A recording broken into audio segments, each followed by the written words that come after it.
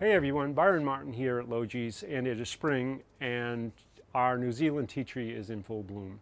And this happens regularly at this time of year. It's sensing the day length, and that brings along the buds, which then brings on the flowers.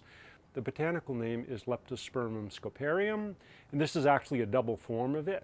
And it gets its name New Zealand tea tree from the fact that Captain Cook and the sailors of that time would stop on their journeys in New Zealand and pick the twigs and branches and brew tea from it, in which they got vitamin C and it prevented scurvy. Also, there is the tea tree oil, which is a melaleuca. It's an entirely different plant, and that is often confused because of the tea tree name that is attached to it. One thing about the Leptospermum is it's very easy to shape.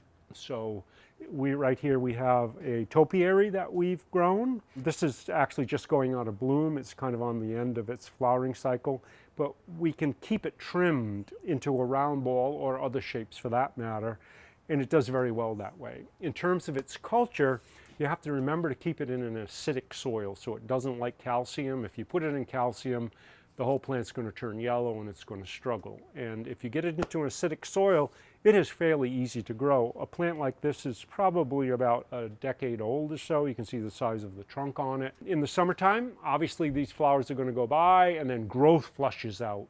That growth we kind of trim gently over the summer, and then we make one last cut sometime late August or maybe a little later than that, and then we let it flush out, and that actually keeps the form to it. It also has a beautiful bark here, which really makes a great specimen for those that have the space to grow it for many years. It's also, as I mentioned, from New Zealand, and in New Zealand it covers thousands of acres in varying forms. There's white forms and pink forms and of course red forms.